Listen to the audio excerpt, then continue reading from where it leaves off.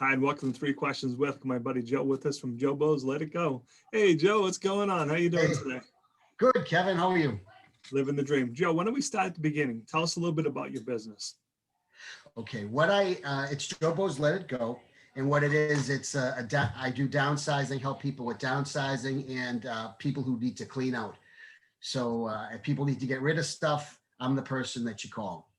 I can help get rid of stuff for you and make you some money in the process. Instead of just taking it and charging you, I can get probably some money out of what you have.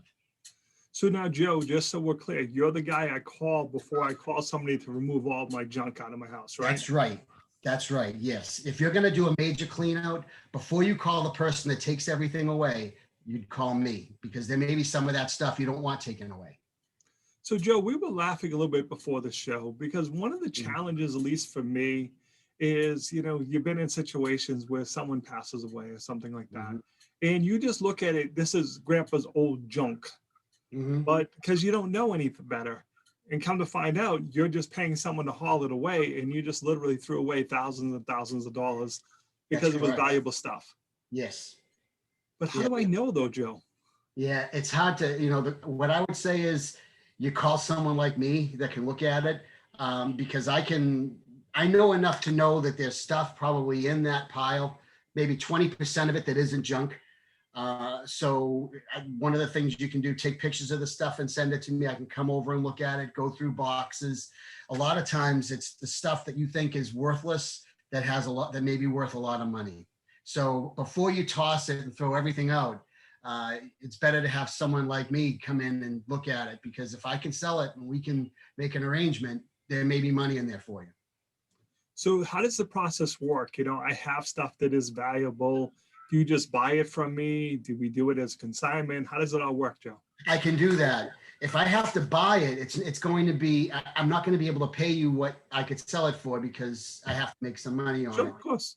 I found that's been helpful is I take it on consignment and I work out an arrangement where I look at it. I know I have an idea of what it can sell for, and then I work out an arrangement with the person, and I'll take the expenses generally out of my end.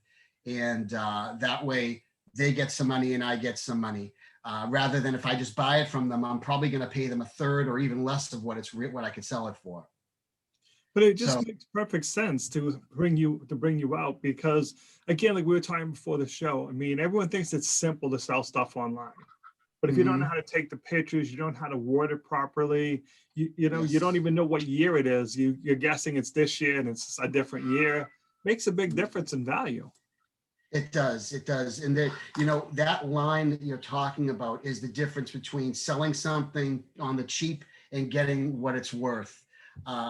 So I find it's, people say, well, I can just sell it on Facebook and I can sell it on eBay. Well, those may not be the best places to sell that because if it's a collectible item, if you can get into the market where there are people that collect that specific item, then the value can jump 10 times because there are people on eBay and Facebook that just look for people that don't know what they have and then just pick it, pay nothing for it and sell it for unbelievable amounts. So it's not just knowing what you have, it's knowing where to sell what you have. And it's not always just have a yard sale or have eBay or whatever. There's other sources and places that are better places to sell things, depending on what it is. So one random question in the episode. Shoot. What's the coolest thing in your opinion that you found so far? Oh, that's a really good question. And I love questions like that. The coolest thing, two things I'll tell you really quick. One, there was a woman that her father was a jazz drummer for a guy named Woody Herman. Who was big in the day when they had jazz bands and all that. And he had these cymbals that he took with him that were vintage Zildjian cymbals from the 40s and 50s. And those sold for hundreds of dollars each. The other thing was a woman brought me in and there were a stack of comic books that she just handed to me, Kevin. It was a throwaway as I was leaving. She says, look at these and take them. I don't know if they're worth anything. They smelled of that old smell. And I did some research, and in that I sold those comic books for almost $5,000. And this was a woman that was taking care of a husband that had COPD in the last stages of it. So she really needed the money, and to come through like that was really cool because she had no expectation. And when I said to her, I sold them, and she's like, yeah, well, how much did you get? And I said, we got $5,000. Like, I don't believe it. And to me, the stack of comic books, it was really cool. But there've been other things, World War II things. I had a knife from World War II that was really neat. Stuff that you wouldn't think. Right.